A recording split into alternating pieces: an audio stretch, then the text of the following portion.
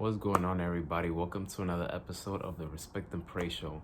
I am your host, Miguel Mike Medina, Triple M.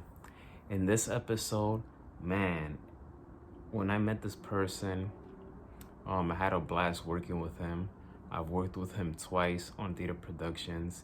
He's a cool guy. He's very talented, and he's one of those people that I'm looking forward to working again in the future.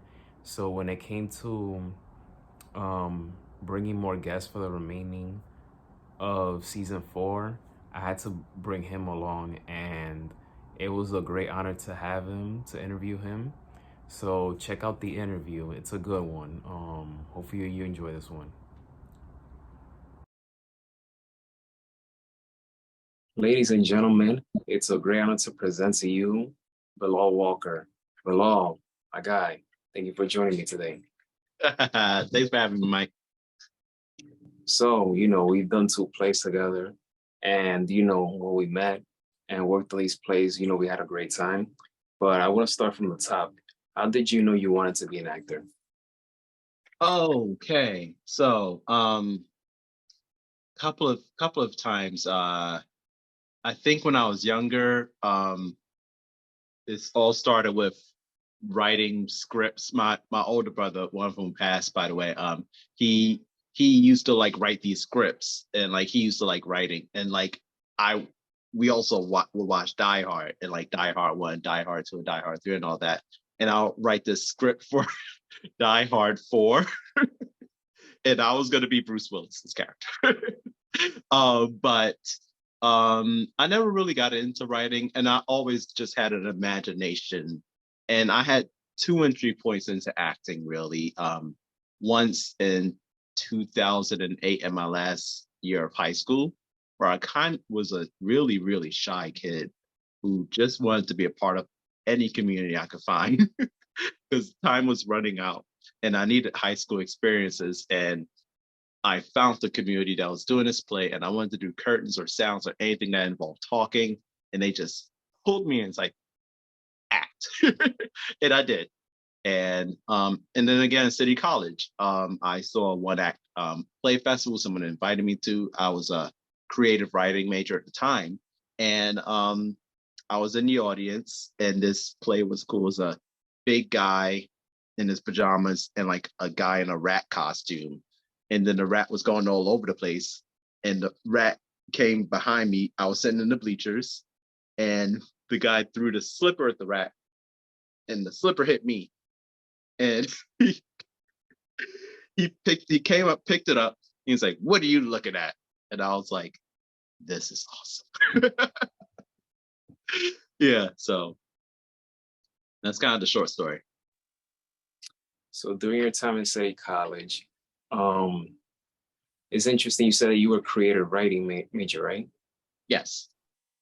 And it's funny because I was a creative writing major. I did that was my major, but I didn't study theater. I got into acting in my last semester in City College, which was the spring 2014 semester, and that was the year that we both graduated from CCNY. So, but after CCNY, clearly,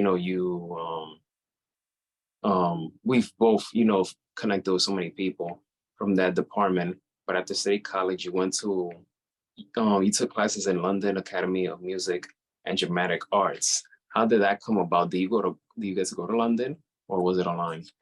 So City College at the time, I'm pretty sure they still do this.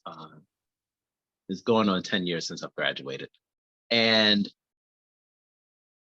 they have a scholarship that will send 3 of their students out to in the theater department out to Lambda out in London, flew you out there, pay for the dorms and everything for 8 weeks for their Shakespeare and, and his contemporaries intensive, which lasted 8 weeks.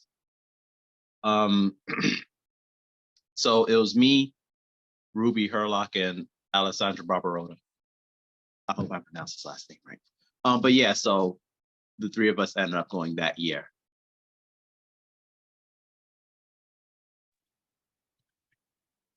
What's the most exciting play you've done so far in your career? Oh, exciting play. The most exciting play I've done in my career was with Pop-Up Theatrics in 2016. I talk about this play all the time. And Pop-Up Theatrics is an interactive theater company. So they would oftentimes do things that involve the audience more than just sitting there and watching. I was with Pop-Up Theatrics this past winter and also last winter as well in February 2022, doing this game show called Liar, where we would kind of curate these rounds and the audience were actually a part of 4 teams. And we served wine. It was interesting and I had a good time, but I was a part of this play in 2016 called Broken City Wall Street, which had multiple tracks. So a person bought a ticket, they bought a ticket for either the past, present, or future. Each track had a central character, and we were down in Wall Street going through the street, and the audience would watch these people, watch the surroundings. Us as the play, we planted certain scenarios that happen somewhere, like this guy's having a flashback and you'll see them doing it. And it was just so cool to be a part of it. I was a narrator for one of the tracks at the time. Nice, nice. So, what's the most challenging role you've ever done so far? Challenging. Excuse me. I would say challenging. I find everything challenging nowadays, Miguel.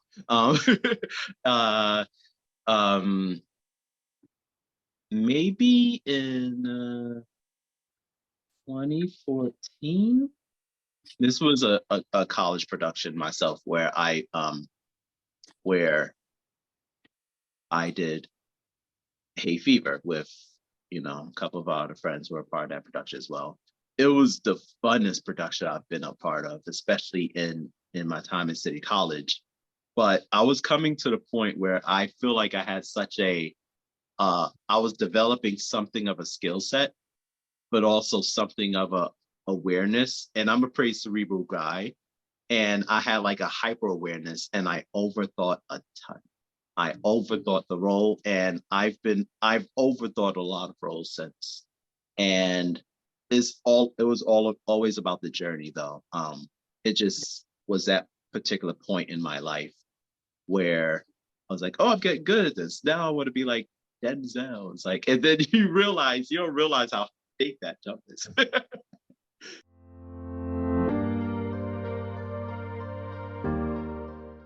Favorite breakfast meal? Favorite breakfast meal? I'm not a fan of breakfast actually, but I have to eat breakfast because, I have to eat in the morning. French toast. It's brunch technically, but it counts as breakfast. It's funny because I had that this morning, so it's funny you mentioned that. There you go. Favorite snack?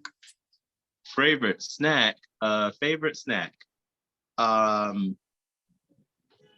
have a couple. I'm gonna give you first place, second place. My first place is Reese's Pieces. I just love Reese's Pieces. And my second place is popcorn. I think popcorn is like part vibes for me too. It's like I like going to the movies, and whenever I make popcorn, I feel like I'm having an event that is more exciting than it actually is. Like even if I just put on Netflix, I feel like I'm doing something, So yeah. What about you? No. We're sticking with you, man. It's not always about you. Yeah. Yeah. Better written play, The Great Gatsby or Death of a Salesman? Oh, Death of a Salesman is like my favorite play. It was actually the first play I've read as a young person. I think I read Death of a Salesman in my junior high school. I was 15, 16. I was like, oh crap, this is actually good. And yeah, I just love the play. I love the monologues and I love the iterations of it. Just came off Broadway. So Death of a Salesman. Great Gatsby's okay now.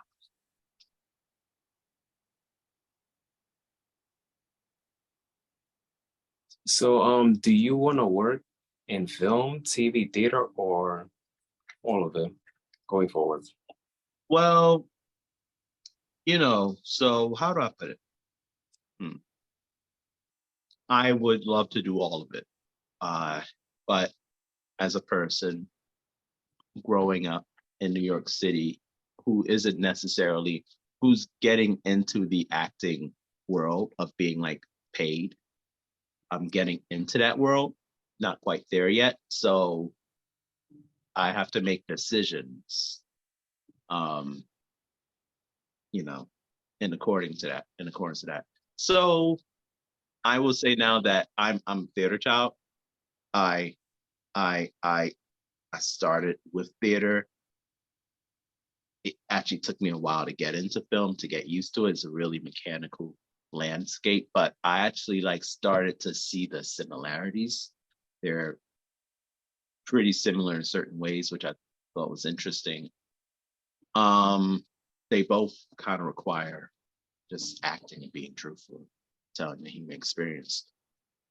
But that being said, I have to choose film and TV just because I can't afford to do theater right now. It's um, a lot of like, back when I was in my mid 20s, I could do a non-union play that ran for a week, that rehearsed for a month for like little to no money. But I that's just not my place in life anymore. But rest assured, as soon as I'm able to do like theater, whether it's paid or like, stipend, but I can do it, I will. So where can we follow you and your work? Me, I am on Instagram. That's kind of the easiest way to find me, at Bilal Walker actor. Bilal is B as in books, ILAL Walker actor. It's all one word. And you can also find me on IMDb. It's slowly developing itself. You just search my name, you'll see me. Bilal, thank you so much for taking the time to do this interview with me. Much praise and respect to all the work that you're doing. I'm rooting for you. I'm looking forward to the day that we collaborate again. And just keep doing, man. I'm very happy on everything you're doing. Oh, I'm proud of you too, and everything that you've always done. Even back in the day, I was like, man, Miguel always doing something. So I appreciate you calling me on, and I'm glad you still, running it. Thank you for watching this video. I hope you enjoy that interview and getting to know Bilal Walker through his work, his journey to where he is now. Don't forget to hit that subscribe button, all right? And you guys know the motto: have mutual respect, mutual love, and mutual admiration. So stay tuned for the next episode.